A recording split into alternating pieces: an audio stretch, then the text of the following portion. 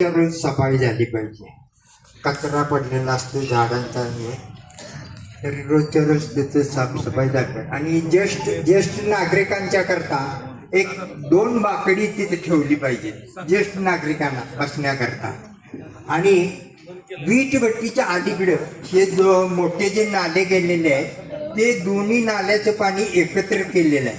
आणि स्मशानभूमीच्या बाजूचा नाला बंद आहे, वसाहती बसलाही नाला बंद आहे. तर हे पाणी 2 नाल्यातून जावं अशी आमची अपेक्षा आहे. कारण माझं शेत वाहून जायला लागले, माझ्या शेतात पाणी उलटून माझ्या शेताकडल्या बाजूची भिंत पडलेली आहे, नाल्यात पडली आहे.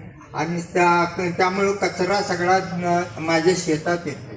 मी 4 वर्ष झालं प्रयत्न करतोय, त्या बाटल्या पिशव्या आणि ते वसाहतीतली लोक काही असेल ते पिशव्या बांधतात आणि माझ्या उसात फेकून देतात घरकुलच्या समोरच. तर तिथे कचऱ्याची ती व्यवस्था काहीतरी ही करावी, कचरा हे करण्यामध्ये. आणि 2 नाल्याचे ते म्हणजे स्मशानभूमीकडला नाला तो कडवर करावा, 2 दुसरा नाला.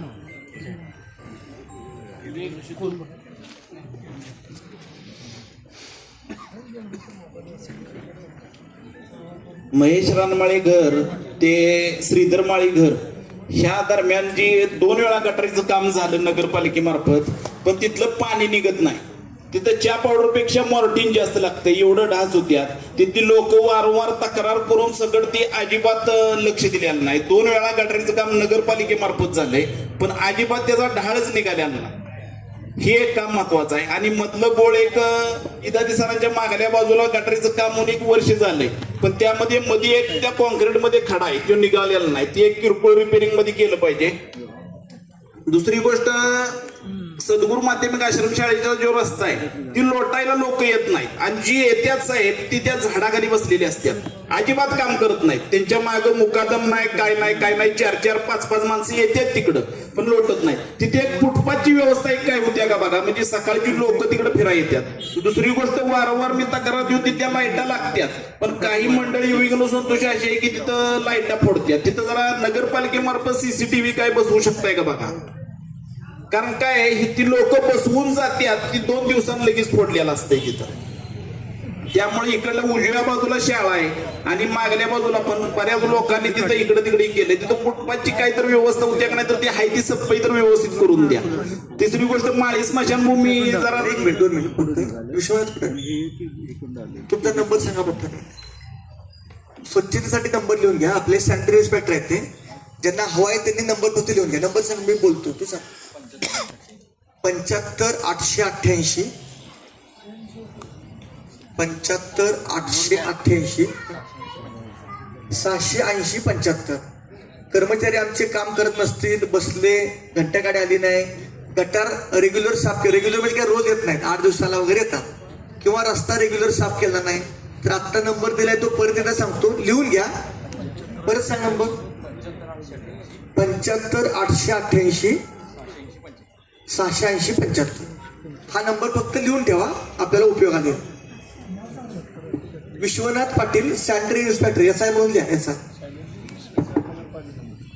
दुसरी एक अडचण अशी आहे, 15 ते 18 वर्षापूर्वी आमच्या साहेबांच्या मार्फत साहेबांनी गवळी समाजासाठी रस्ता मंजूर करून तो दिला होता.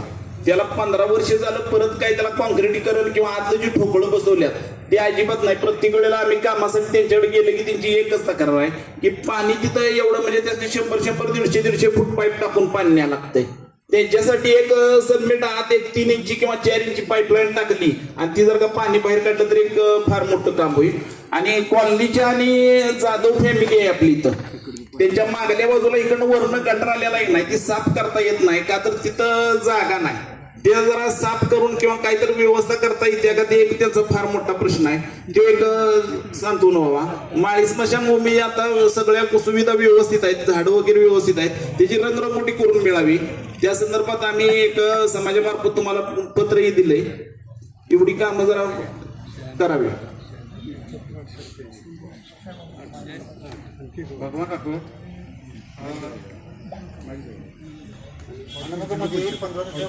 पाणी येत नाही, पाणी येत आता पाणी येत नाही. 15 दिवस झालं ते अजून पाणी भरपूर पाणी येतं. आता पाणी येतच नाही, येते म्हणजे लई कमी येते. मोटर हा किती म्हणजे काय सकाळी येत नाही, संध्याकाळी येते, संध्याकाळी आलं तर सकाळी येत नाही. अर्धा तास 1 तास येते. आणि काय काय करायचं पाणी येत नाही. या 4-5 दिवसातला प्रॉब्लेम 15 दिवसात हो ठीक आहे. त्याच्या अगोदर पाणी येत होतं. कुठलं पाणी चालू आहे? आता मान्य अध्यक्षांनी काय सांगितलं, ह्या 5-7 दिवसामध्ये आपल्या जॅकवेलला लिकेजचा प्रॉब्लेम आणि पंपाचा प्रॉब्लेम जास्त झालाय. 15 अख्ख्या शहरामध्ये ह्या 5-7 दिवसात अडचण आलेली त्याच्या आहे. अगोदर पाणी येत होतं, नाही असं नाही. तेच मी सांगतो.